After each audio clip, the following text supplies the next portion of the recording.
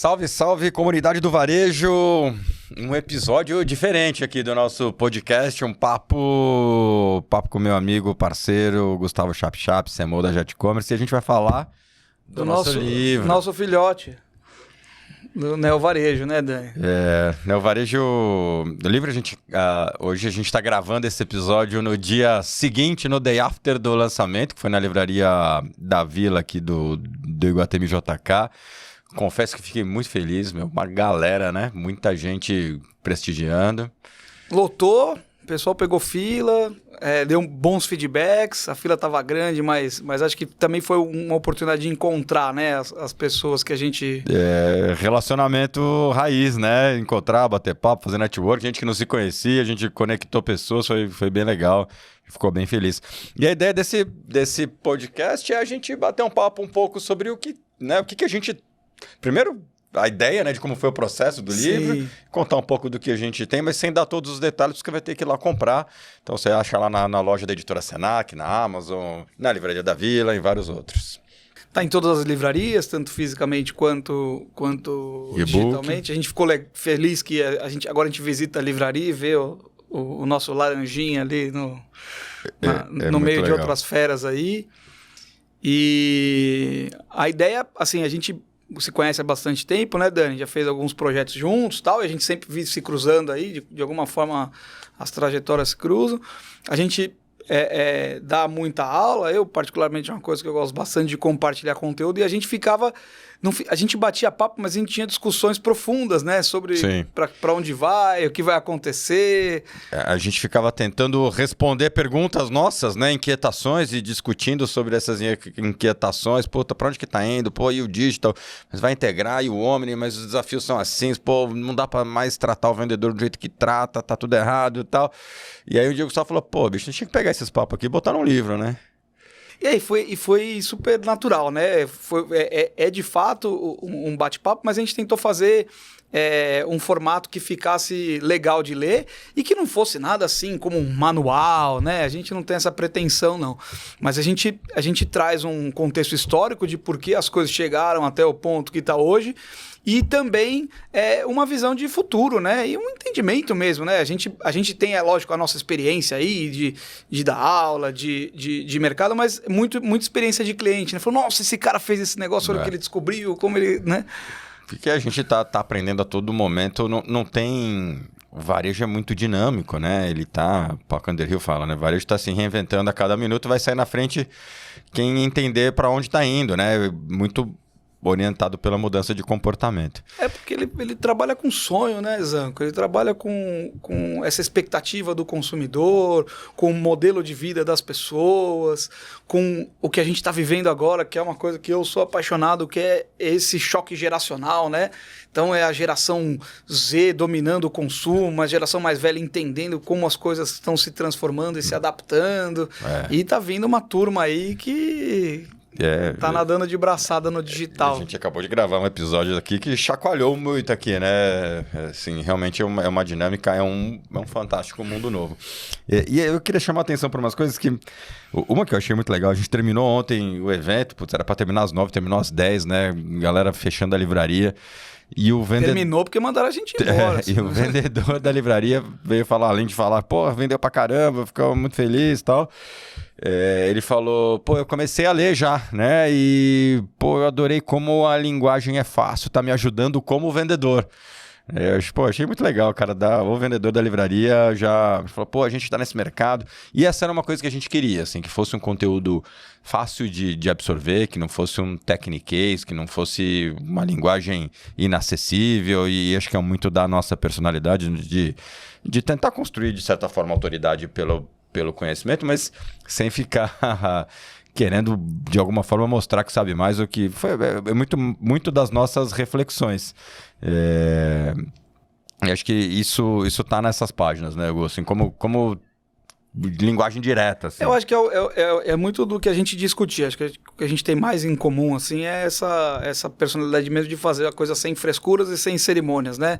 Então vamos falar o que tem que ser falado, mas vamos falar de um jeito legal, vamos entender que, de repente, os termos que são muito normais no nosso dia a dia não são normais para alguém que, de repente, vai ouvir algo e vai fazer com o nosso conhecimento algo muito melhor do que a gente faria, né? Eu acho que a gente está vivendo essa era da colaboração, da democratização, e isso a gente conversa sempre, né? É um exercício para o ego, né? Sim. Quer dizer, eu dei a dica, mas eu não faria melhor do que aquela pessoa que aplicou aquele conhecimento que eu tive pela jornada, pela experiência, pela história de vida, não porque a gente é melhor que ninguém, né? E falando de exercício de ego, acho que a gente teve colaborações muito generosas, assim. O Caíto Maia, da Chili Beans, presenteou a gente com um prefácio, né? Assim, um prefácio muito legal, muito bem escrito. Prefácio legal, mas teve a premissa, né? Ele pediu para ler o material antes, que eu achei super bacana, sim, assim. Queria entender, queria ver como que era o livro, o que tinha. E a gente tem participações, depois vocês olham aqui no fundo, né? A gente tem...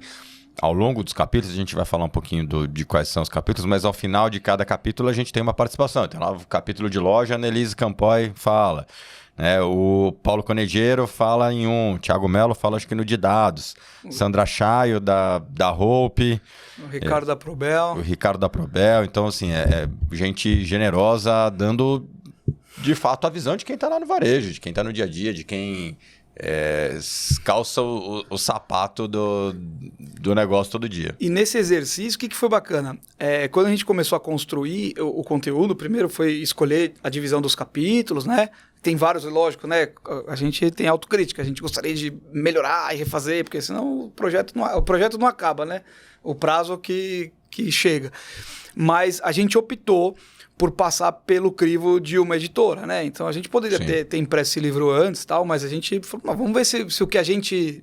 Vamos validar esse conteúdo, né? Vamos ver se de fato ele é legal, e a gente passou por um processo aí com algumas editoras. No final a gente ficou com a editora Senac, e a gente ficou com a editora Senac também pelo compromisso que o Senac tem com a educação, né? Esse livro vai ser material aí de alguns cursos. Vira material didático dos cursos, tem pós-graduação em varejo, né? E acho que ninguém melhor do que o Senac, como, né, o Serviço Nacional de Aprendizado do Comércio, totalmente ligado com o tema do nosso livro. A gente compartilha com o Senac essa missão de profissionalizar o varejo nos mais diferentes tamanhos. E eles foram super profissionais, né? Assim, Sim, sem dúvida. De apoio. O livro tá muito legal em termos de acabamento, hot stamping, são duas cores... Tem Pantone, eu sou de gráfico, tem Pantone. Ficou bem bonito em termos de resultado final. E acho que é legal a gente pontuar um pouquinho do que a gente colocou, né? A gente começa o livro introduzindo um pouco, dando um contexto histórico, né, dessa evolução do varejo. Depois a gente começa olhando para o consumidor. Como que acho que o que mais mudou é a jornada hoje em dia. Mudou a jornada e tem um desafio, eu acho que para o varejo, para as indústrias que estão se tornando varejistas, que acho que é uma realidade já, né?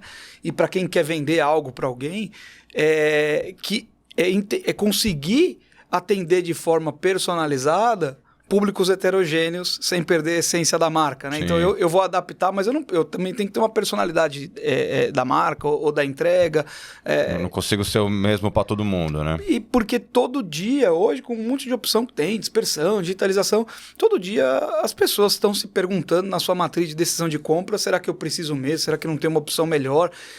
Porque quando a gente fala em consumo, é lógico que a gente olha, né, do ponto de vista da venda e a finalização do consumo, mas a gente tem que pensar sempre e não pode esquecer que a partir do momento que um cliente compra algo da gente, ele está entregando para a gente o tempo, ele está abrindo mão de outra coisa. O tempo que ele trabalhou para ganhar aquele dinheiro, ele está dando para a gente, as pessoas que ele está excluindo e a escolha que ele está fazendo.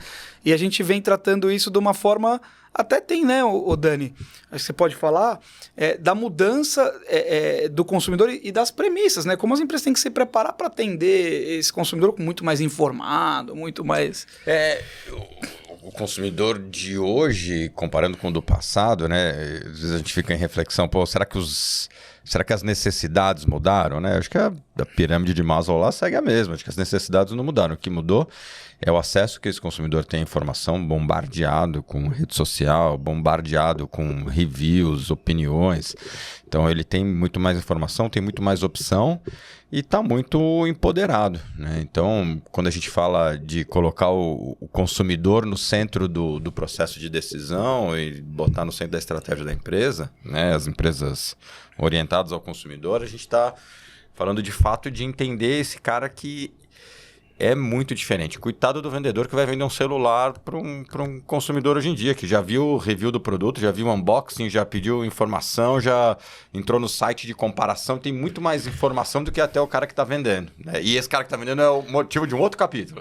E a gente está falando, para finalizar, do consumidor, quando a gente fala de empoderamento, é só você olhar para um jovem, né? Ele vai lá e assiste o que ele quer, na hora que ele quer, no idioma que ele quer, compartilha com quem ele quiser. Isso é um poder, né? E é isso que ele está exigindo das empresas. E a gente tentou trazer como a gente chegou até aqui e tentou apresentar como que, de fato, a gente está tratando, passando até pelo evento da pandemia, né? Muita gente falou de isolamento social, e aí você falou da pirâmide de Maslow, até para puxar esse gancho. A pirâmide de Maslow hoje, na minha visão, ela tem uma base que é a internet, né? Imagina a pandemia sem internet, né? Wi-Fi e bateria. Isolamento social não existiu isolamento físico. Cara. Socialmente as pessoas ficaram mais ativas. E é esse consumidor que a gente tem que atender. E como é que trata o segundo capítulo, o terceiro capítulo? O segundo é de pedidos, né? Então a gente que é como mudou esse panorama. Escreveu faz muito tempo. O segundo é pedidos, né? Não, o segundo já é o vendedor. Mesmo. O terceiro é pedidos. O segundo que é o vendedor, que é essa... Sobretudo, deixar claro o novo papel do vendedor, né? Que era um cara que era mais passivo e passa a ter que ser alguém mais ativo. Deixa de ser um agente de entregar produto, de ser um mero balconista atendente, para ser um agente de geração de relacionamento, de geração de demanda, de precisar fazer uso de CRM, de fazer... de criar estratégias para trazer o consumidor para dentro da loja, porque o consumidor não precisa mais. Esse é o grande problema. Ele não precisa mais ir para a loja. Não precisa, e isso traz uma necessidade para esse vendedor de se transformar de fato num agente de relacionamento. E quando a gente fala de relacionamento, é um peso na balança, né? O relacionamento é uma troca. Sim. Então ele tem que trazer premissas que ele consiga entregar para esse cliente de forma que esse cliente continue com esse vínculo, que vale a pena, porque, de novo, ele vai se perguntar toda vez se vale a pena continuar se relacionando. Gerar relevância. Tem que ser interessado, não interesseiro, né? Tem que ser interessante, né? E interessante e interessado. E aí depois a gente passa por pedido, entendendo que hoje você tem N formas de atender, né?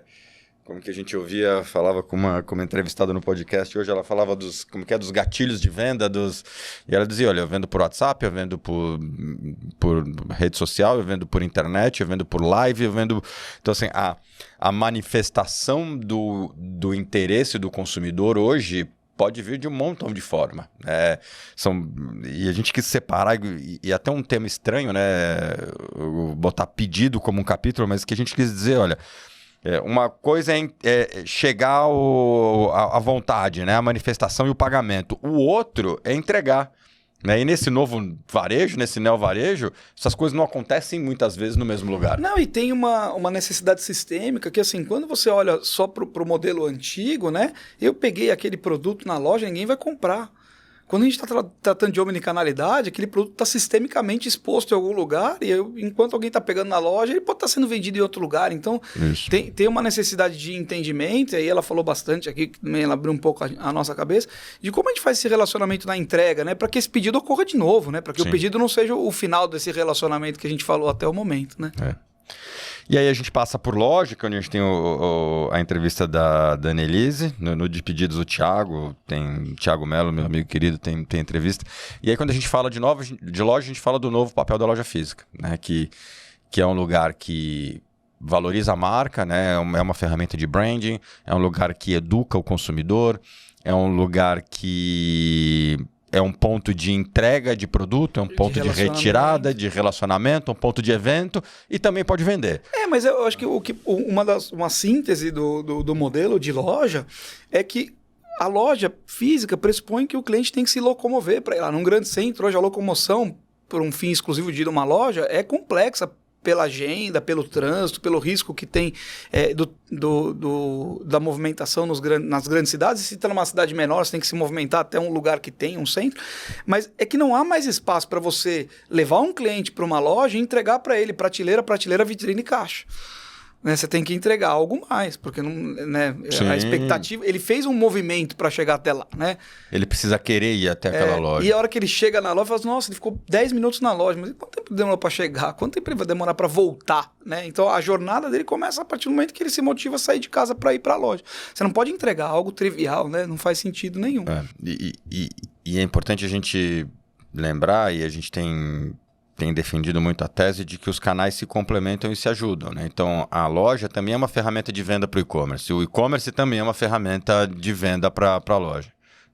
Um empurra o outro. E a gente volta para o mesmo lugar, né? O consumidor, no final, é o mesmo. Ele vai comprar onde for melhor, dependendo da circunstância, o momento e a demanda que ele tem. Legal. Aí a gente fala de pilares básicos da administração, que são marketing e finanças, mas marketing olhando essa jornada digital, essa dinâmica de rede social, de impulsionamento, de growth, que é algo muito novo para muito varejista, né? Fala disso e fala também, porque assim, às vezes o marketing está funcionando super bem e ele consegue cumprir essas premissas, mas ele não consegue entregar essas premissas, né? Então fala muito sobre a geração de valor, o que você precisa, que você gera valor, a expectativa do valor no marketing, mas você precisa complementar. No final, os capítulos eles vão seguindo o rito da compra, mas eles estão integrados, né? De certa forma a gente vai passando pela jornada, aí a gente fala de finanças, aí a gente traz alguns conceitos básicos, e a gente teve o apoio do Maurício Galhardo, do F360.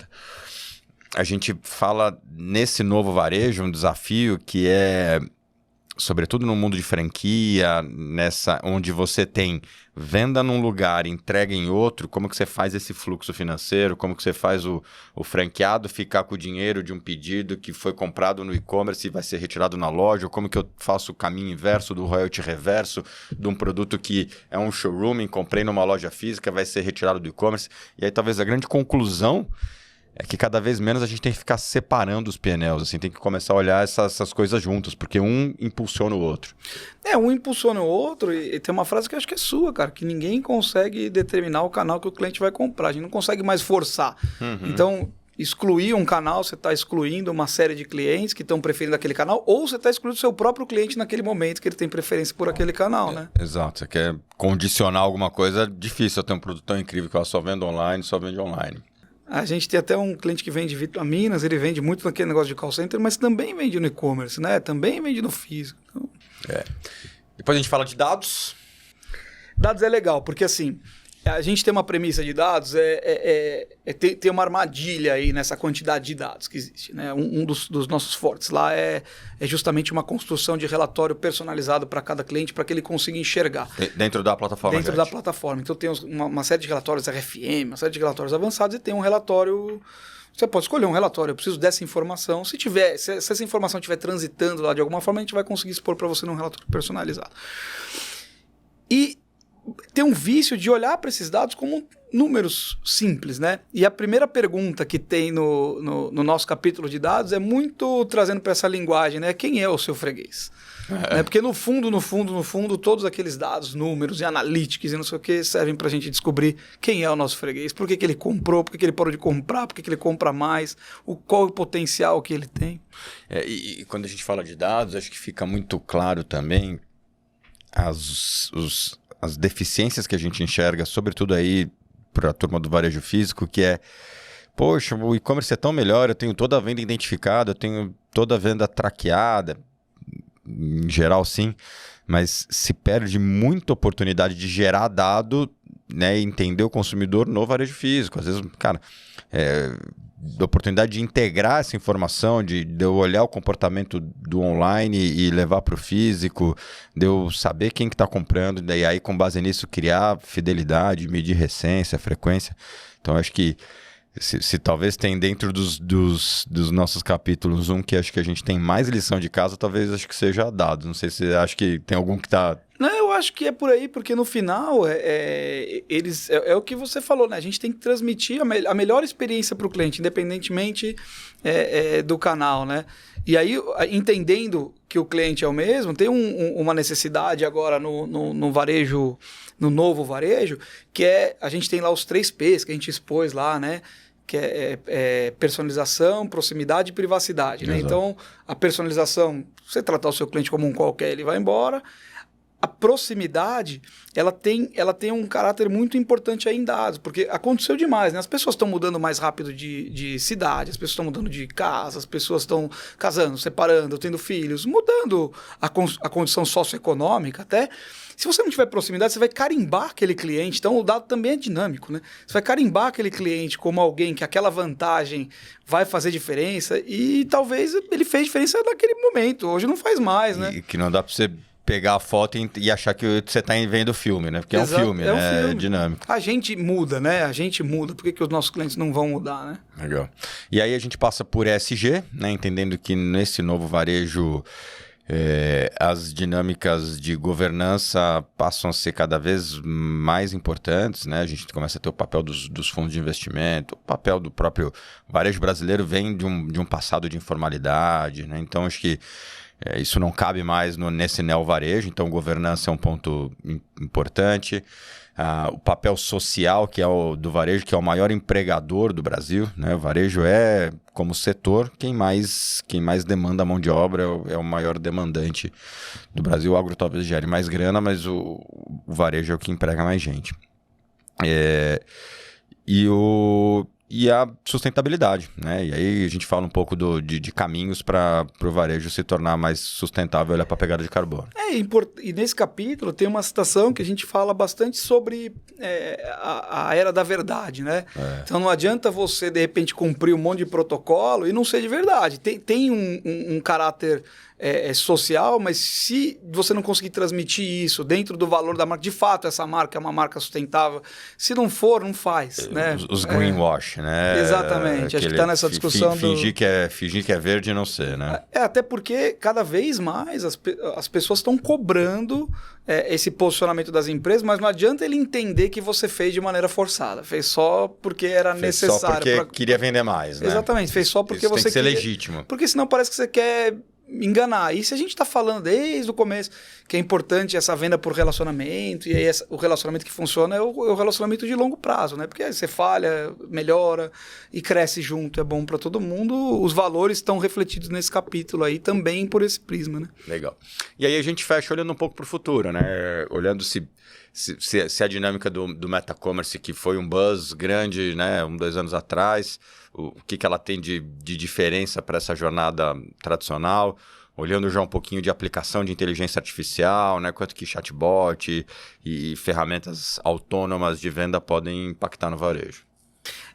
Tá tudo mudando, mas assim, acho que a premissa principal do livro, e a gente levou muito isso em consideração até em respeito a quem vai ler, né? A gente se preocupou com a linguagem, é que processos e sistemas servem a estratégias e não ao contrário, né? Exato. E a IA é muito legal, mas tem que ter alguém pilotando para conseguir... Isso é meio, não é fim. Fazer, né? que isso funcione, porque no final o objetivo é sempre o mesmo, né? Entregar uma melhor experiência. Falar, eu tenho um super robô, mas ele não consegue transmitir os nossos valores, ele não consegue de alguma forma entender quando o cliente precisa de uma assessoria humana, né? É necessário que a gente também entenda de fato que isso é uma tecnologia, isso é fim, talvez seja um capítulo que a gente tenha que atualizar com mais frequência, né? Porque é uma coisa que está bem evoluindo muito rápido. Não, sem dúvida, muda toda hora. Falando em evolução, acho que do livro aí, acho que é isso, né? Convidamos todo mundo a ler o Neo Varejo, disponível em versão e-book, em versão livro físico, nas melhores... Físico e digital, como é o Neo Varejo. Como é o Neo Varejo. E falando nessa evolução, Chape, acho que a gente pode aproveitar o papo para você contar um pouco para a gente o que na Jet vocês têm feito de diferente olhando essa mudança, porque o próprio e-commerce já tem muito tempo, né? Já tem anos de e-commerce e que para alguns né, inovação, é novidade, mas você já vem trabalhando muito nisso há muito tempo. O que tem de novo? A gente evoluiu bastante a tecnologia, né? Então, principalmente essas camadas de relatório, mas a gente entendeu que existia uma necessidade da gente ajudar os clientes a aproveitarem o melhor do que a gente tem de tecnologia e ter uma estratégia também de growth, né?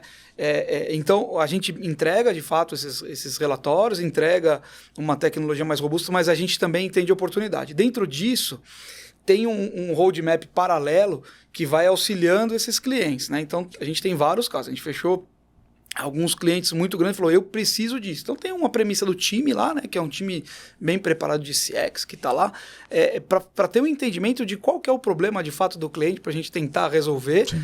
Porque não adianta entregar a ferramenta pro cara, né? E olhar as lojas de maneira individual, porque assim, é uma coisa que a gente aprendeu nesses anos de e-commerce, tem muita gente, cara, querendo aplicar as regras. Eu acho que as premissas, elas podem ser parecidas, os pilares podem ser parecidos, mas tem negócio que é uma pessoa sozinha, cara, que ela faz uma curadoria de produto, compra um produto que vende igualzinho em qualquer lugar, ela vende pelo dobro e vende horrores, entendeu? E não tem nenhum tipo de formação. A gente teve um exemplo aqui hoje, né? Sim. E tem gente que tem uma parafernália, uma equipe enorme e não consegue. Então é a nossa missão lá, o sucesso dos clientes. A gente fez isso também no formato de negócio. A gente só ganha dinheiro se o cliente ganhar dinheiro. Então, a gente, né, eu brinco, cara, assim, acabou a era da fidelidade, nossos contratos não têm fidelidade, né? A não ser que tenha uma condição especial, a gente fez algum tipo de investimento, mas via de regra não tem, para a gente criar um relacionamento saudável com esse cliente e ajudar. Então, a gente atende, a gente é focado no middle market, a gente é focado nessas marcas que eu brinco, né? Que a gente faz a diferença e, de fato, cara, o nosso telefone dos sócios, né, é bem acessível, pode ligar. A gente tem players enormes aí que estão investidos, a gente está competindo em outro esporte. É o que eu brinco lá, né? E entregando, de fato, uma solução personalizada com tecnologia robusta, cara. A gente vende milhões, a gente fala, de fato, quer ter uma prova do que, eu vou passar uns telefones, você liga, eu peço pro cara te ligar, quer ir num cliente, vamos levar, e é isso que a gente está fazendo. E acreditando que tem espaço para todo mundo. Nosso mercado ainda é muito grande, cara, e a gente está desenvolvendo formatos. A gente evoluiu bastante o módulo de venda via WhatsApp, o módulo Omni, que é uma coisa que eu tenho um carinho especial lá, sim, né? Os multidocas, estamos fazendo, evoluindo a parte de split de multi-CD para fazer esse atendimento de franquia, fazer essas entregas, mas a gente também ajuda com a regra. Como é que eu comissiono? Fala, peraí, vou colocar um cara na mesa, vou te ajudar. Tá? Legal. A gente trata a gente como a gente, cara. De certa forma, assim, não dá mais para entregar produto, você tem que ter relacionamento, tem que fazer junto, e não é diferente para quem vende serviço e produtos digitais como você. Eu acho que principalmente compromisso, cara, porque assim, o que a gente brinca lá, fala, cara, a gente é executivo, é lógico que a gente tá à frente do negócio, a gente quer ganhar dinheiro, mas, cara, a gente tá 100% aqui, a gente tá aqui desde o começo. Se tiver algum problema, você vai ligar pra gente, você não vai cair do risco de repente ligar pra alguém sair, a gente tá aqui. Nosso turnover é baixo também. Então, e é a mesma regra de todo mundo, cara. Primeiro a gente tem que vender para quem está correndo com a gente lá, né? São nossos colaboradores. Bom, então você quer bombar o e-commerce aí, acelerar vendas, dá um toque lá na galera da Jet. Vai pra Jet que os caras sabem o que faz. Obrigado pela parceria. Junto, cara. E acessem aí, né, o Varejo. Vai ser um prazer compartilhar um pouco da nossa experiência, da nossa vivência e ajudar a tornar o varejo de vocês mais competitivo e mais moderno. Leiam o nosso bate-papo, né? Leiam o nosso bate-papo, é isso aí. Valeu.